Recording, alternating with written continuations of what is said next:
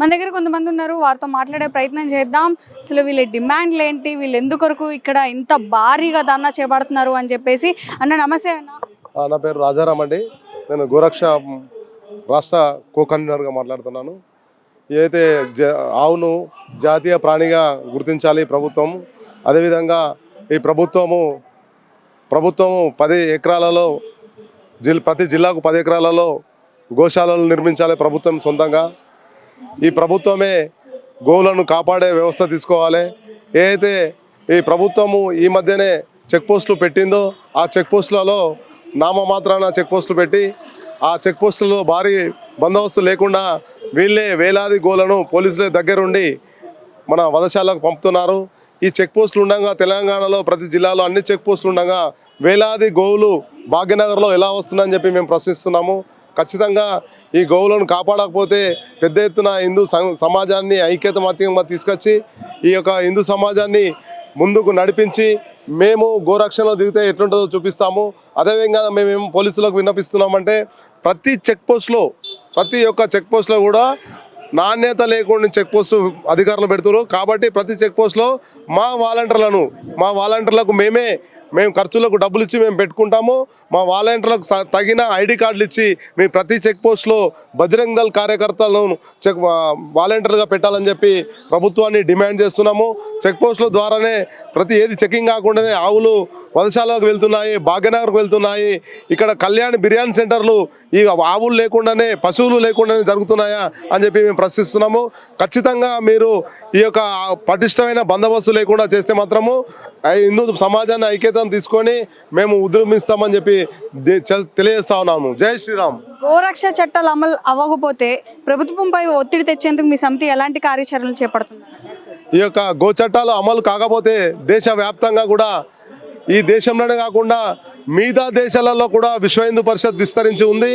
అక్కడ కూడా గోరక్ష విభాగం కూడా అక్కడి నుండి కూడా విస్తృతం చేసి ప్రభుత్వం మీద బాగా ఒత్తిడి తీసుకొచ్చి హిందువులు 80% ఉన్నటువంటి హిందువులందరూ కూడా సంఘటితం చేసి మేము ప్రభుత్వాలకు ధీటుగా ఎదురెళ్ళి చట్టాలు అమలు పరిచే వరకు కూడా పోరాడతామని చెప్పి తెలియజేస్తా ఉన్నాము. జై శ్రీరామ్, జై గోమాత.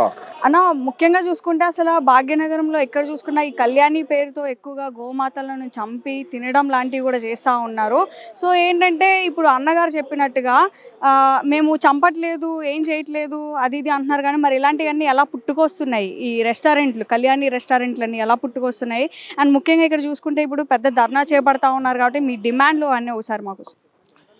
జై శ్రీరామ్ అండి. నా పేరు దాత్రిక రమేష్, విశ్వ హిందూ పరిషత్ గోరక్ష విభాగం తెలంగాణ ప్రాంత టోలీ మెంబర్ నండి. అయితే గాయ హమారా మాతా హై, జనం జనం కా నాతా హై, బైల్ హమారా బాప్ హై, గోహత్య మహాపాప్ హై అనే నినాదంతో విశ్వ హిందూ పరిషత్ గోరక్ష విభాగం ఆధ్వర్యంలో ఈరోజు ఇక్కడ ధర్నా కార్యక్రమం చేపడుతున్నాం. అయితే గవర్నమెంట్కు హెచ్చరిస్తున్నాం ఏంటంటే తెలంగాణ ప్రాంతంలో ఎక్కడ కూడా ఏదైతే గోమాతలని నందులని అక్రమంగా తరలిస్తున్నారో వాటిని అరికట్టాలని చెప్పి విశ్వ హిందూ పరిషత్ గోరక్ష విభాగం తరఫున ఎన్నో విధాలుగా మెమోరాండాలు ఇవ్వడం జరిగింది.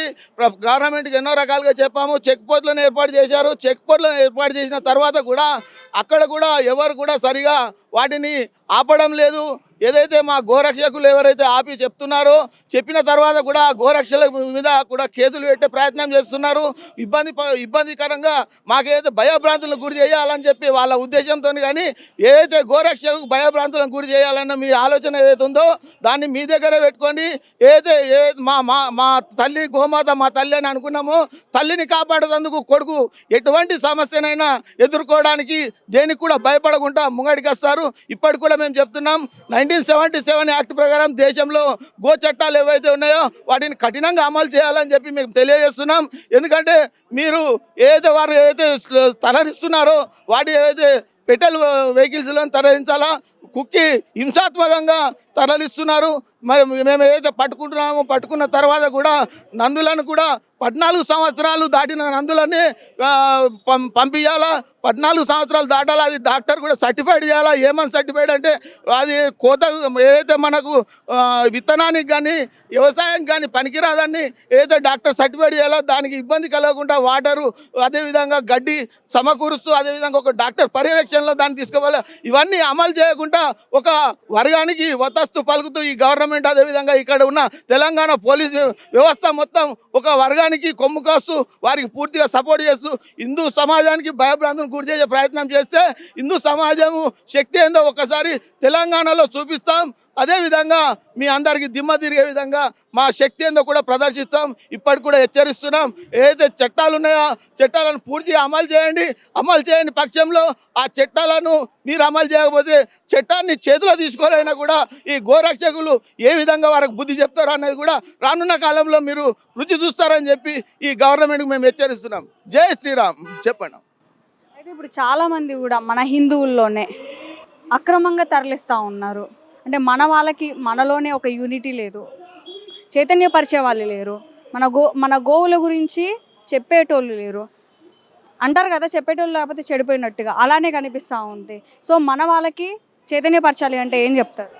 గ్రామాన ప్రతి గ్రామాన కూడా రైతులకు చైతన్యపరుస్తూ గోమాత విషయంలో గోమాత విశిష్టత అదేవిధంగా గోమాత ద్వారా మనకు ఎన్ని విధాలుగా లాభాలు ఉన్నాయో అవన్నీ వివరిస్తూ గోమాతను స్లాటర్కు పంపించకుండా అన్య మతస్థులకు విక్రయించకుండా వాటిని చైతన్యపరుస్తూ ప్రతి విలేజ్లో కూడా విశ్వ హిందూ పరిషత్ గోరక్ష విభాగం తరఫున వెళ్తున్నాం, చైతన్యపరుస్తున్నాం. ఏదైతే తెలంగాణ ప్రాంతాల్లో లంబడి తాండాలు ఉన్నాయో ఆ తాండాల్లో నుంచి కూడా కొన్ని వస్తున్నాయి అన్న సమాచారం ఉంది. ప్రతి తాండా కూడా వెళ్తున్నాం, ప్రతి తాండా కూడా వెళ్ళి చైతన్యపరుస్తున్నాం. ఏదైతే గోమాత ఉన్నది గోమాత విశిష్టత అనేది వాళ్ళకి తెలియాలా, గోమాత వల్ల ఎన్ని లాభాలు ఉన్నాయన్నది వాళ్ళకి తెలియాలా.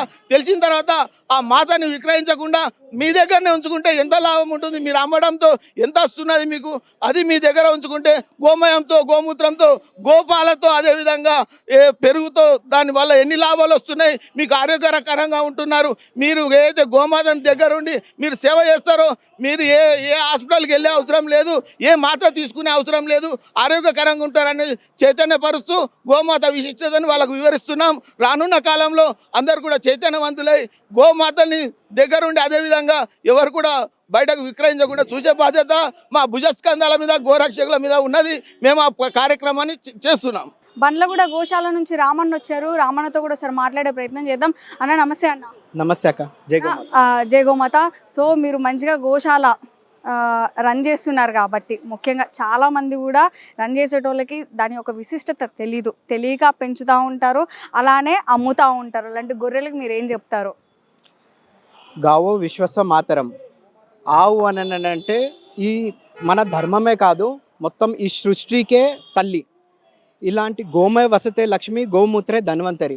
చాలామంది ఆవు అంటే కేవలం పాలు ఇస్తుంది అని అది ఒకటి మైండ్ సెట్ అందరికీ ఇదైపోయింది. గోమయ వసతే లక్ష్మి గోమూత్రే ధన్వంతరి. ఆవు ఒక పేడతోని లక్ష్మీ అమ్మవారు నివాసిస్తుంది. అలాగే దాన్ని ఆ పేడతోని వివిధ బయోగ్యాస్ లాంటివి లేకుంటే మనము పొల్యూషన్ కంట్రోల్ చేయనీకే, ఆక్సిజన్ జనరేట్ చేయనీకే, డిష్ వాష్ పౌడర్స్ ఇలాంటి ఎన్నో గోమయంతో. అలాగే గోమూత్రం వచ్చేసేసి క్యాన్సర్ లాంటి అసాధారణమైన రోగం కూడా నయం చేయనీకే గోమూత్రము చాలా పనికొస్తుంది. మనము పూర్వీకులు కూడా చెప్పారు, అలాగే అమెరికన్స్ కూడా దాన్ని పేటెంట్స్ తీసుకున్నారు. పుట్టినప్పటి నుంచి చనిపోయే వరకు పేడ గోమూత్రం వస్తుంది. దాంతో ఒక చిన్న కుటుంబం బతకగలుగుతుంది, సొసైటీకి కూడా ఒక మంచి వాతావరణం ఇచ్చినట్టు ఉంటుంది. కానీ ఇది తెలియక రైతులు లేకుంటే నన్మదల కొంతమంది ఎవరైతే ఉంటారో వాళ్ళు ఏమనుకుంటారంటే పాలు ఇస్తే పెట్టుకుంటాము, పాలు ఇవ్వకపోతే మేము అమ్మేసుకుంటాము, ముసలిది అయిపోయింది అమ్మేస్తాము, ఎడ్లు దేనికి పనికిరావు. అసలు ఏనుగు తర్వాత బలంగా పని చేసేటివి మన దేశీ నందులు ఉన్నాయి. ఏవైతే పొలంలో దున్ననికి అది పనిచేస్తుంది, పొద్దుటి నుంచి రాత్రి వరకు కష్టపడుతుంది. అది ఫిజికల్గా యాక్టివిటీ చేయనీకనే మన నందులు ఉన్నాయి. రైతులకి సహకరిస్తూ అలాగే ట్రాన్స్పోర్టేషన్స్కి కూడా ఎడ్ల బండు ఇవన్నీ తగ్గిపోయినాయి. బావిలకి నీళ్ళు తీయనికి ఎడ్లను వాడుతుండే, పొలంలో నాగలు పెట్టి దున్ననికి ఎడ్లు వాడుతుండే, ట్రాన్స్పోర్టేషన్కి అవిటికి వాడుతుండే, గానుగ నూనె తీయనికి అవిటివి వాడుతుండే. కానీ ఇలా మనం ఏమైపోయింది, ఇంత దౌర్భాగ్య స్థితి వచ్చేసింది ఈ అవేర్నెస్ లేక. ఒక ఆవుకి ఎదకొస్తే దాన్ని కట్టియనికే నందిని వాడట్లేదు, 200 రూపాయల సిమన్ ఎక్కిచ్చేస్తున్నారు. అయితే అందుకోసమే ఈ నందిది ఆదరణ తగ్గిపోయింది. సృష్టిలో ఎక్కడన్నా ఒక దేవాలయం చూపెట్టండి, నంది లేనిది శివుడు ఎక్కడ లేడు.